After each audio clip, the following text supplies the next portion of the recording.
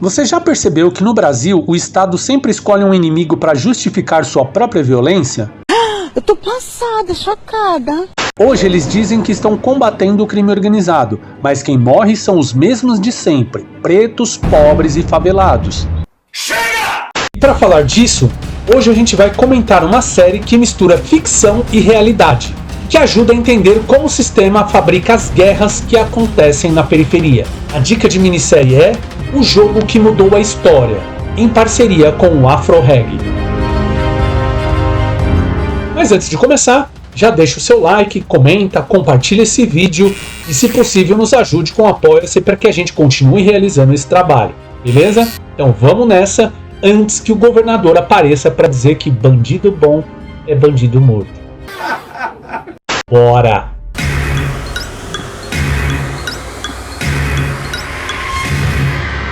Baseada em fatos reais, a minissérie O Jogo que Mudou a História mostra o surgimento das grandes facções criminosas dentro do sistema prisional do Rio de Janeiro nos anos 80 e 90. Ela acompanha personagens inspirados em figuras reais, presos, agentes penitenciários e ativistas, revelando como o Estado criou um monstro que agora diz combater. É importante dizer isso com todas as letras. Não foram os presos que inventaram o crime organizado. Foi a negligência, a tortura e a corrupção do sistema carcerário que o alimentaram. O mérito da série está em mostrar as contradições humanas, sem glamorizar o crime nem absolver o Estado. A direção de Eduardo Belmonte, com produção do Afro-Reg, dá voz a quem quase nunca tem espaço, os que sobreviveram para contar o que o sistema faz com corpos negros e periféricos. E é aqui que a gente começa a conectar ficção e realidade, porque o jogo nunca mudou para quem mora na favela. O que muda é só o nome da chacina.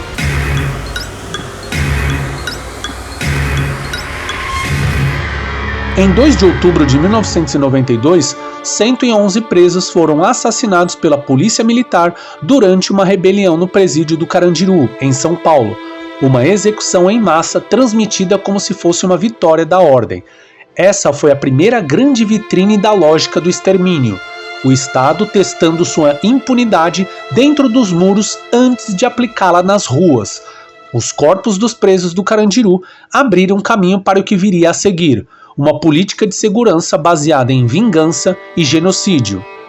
Quando Babenco filma o massacre, ele mostra que os mortos tinham histórias, famílias e sonhos. O Estado não. O Estado só tem estatísticas.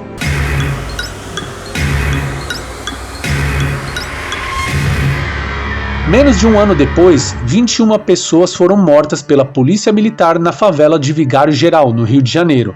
O crime foi uma retaliação por uma emboscada contra policiais. Mas quem pagou? Trabalhadores, mães e crianças. Esse episódio escancara a tática da vingança coletiva, a mesma que o Estado continua usando hoje, transformar comunidades inteiras em inimigas, como vimos nesta semana com mais uma chacina no Rio. A polícia mata, o governo aplaude e a mídia agradece. E o povo segue enterrando seus filhos.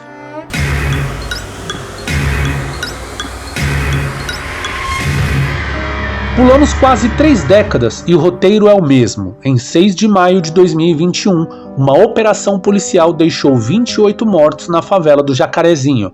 Foi a operação mais letal da história do Rio de Janeiro até então. Quem eram essas pessoas? Homens pretos, jovens, periféricos, alguns com passagem, outros apenas vivendo no território errado. A Defensoria Pública denunciou execuções, invasões e tortura, mas o Estado chamou de sucesso, e cada corpo foi contabilizado como ponto no placar da guerra.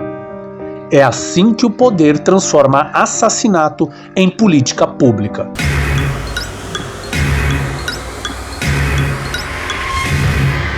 Diante disso tudo, a pergunta é: como enfrentar o crime organizado sem repetir o terror de Estado? A resposta não vem das armas, vem da organização popular.